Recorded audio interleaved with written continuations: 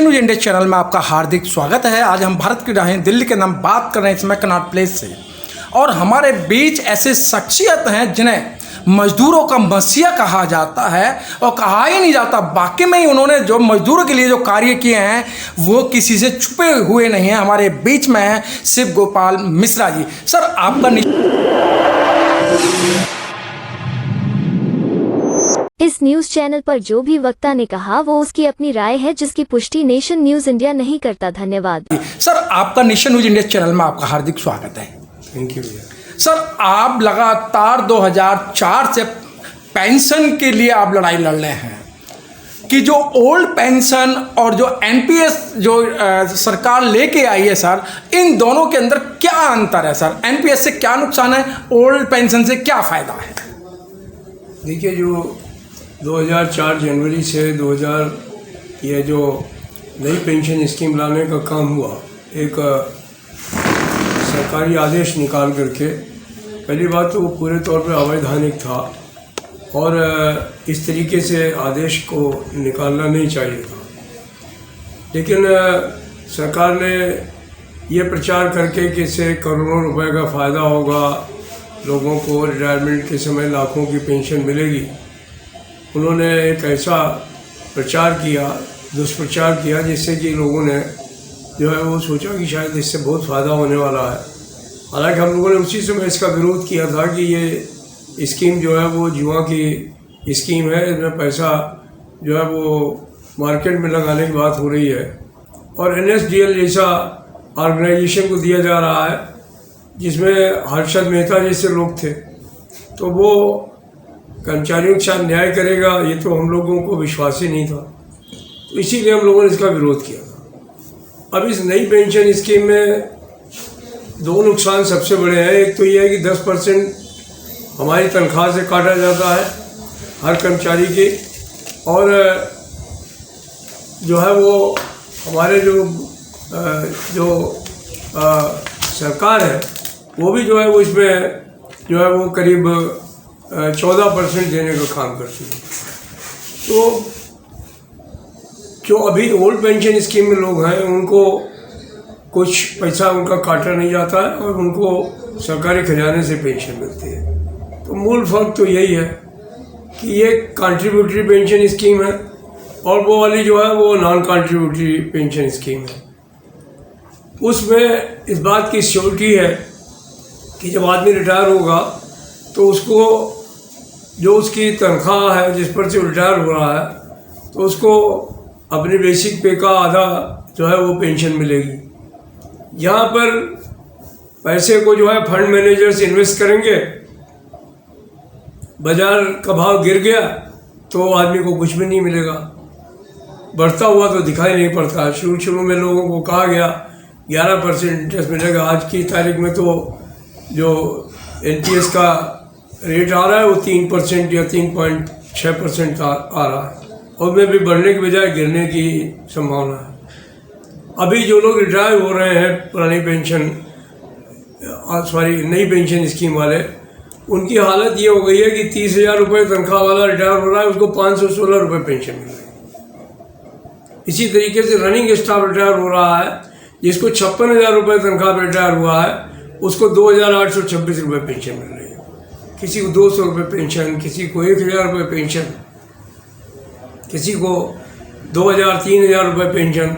तो इससे social security नहीं हो सकती। सरकार को सारे देश में जो भी किसान हैं उनकी चिंता है, गरीबों की चिंता है। आप अटल पेंशन योजना लाए हैं, आप प्रधानमंत्री पेंशन योजना लाए हैं, वहाँ भी कोई न कोई गारंटी है कि आपको इतनी पेंशन मिलेगी।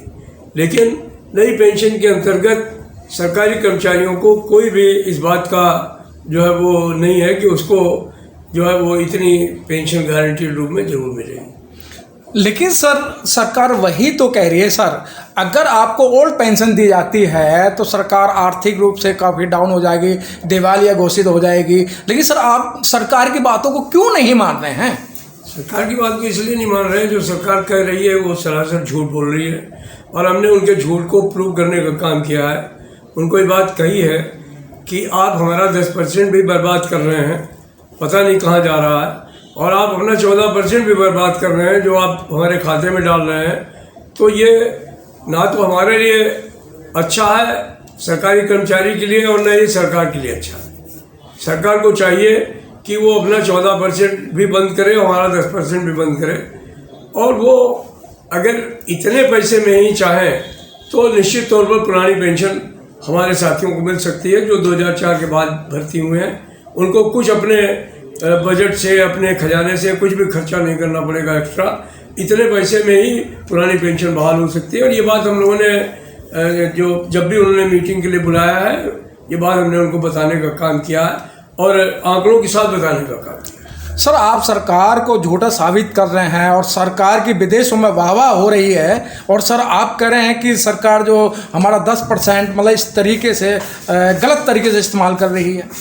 देखिए, सरकार का की वाहवाही विदेश में हो, ये बहुत अच्छी बात है। हम भी सरकार के साथ हैं इस मामले को लेकर के।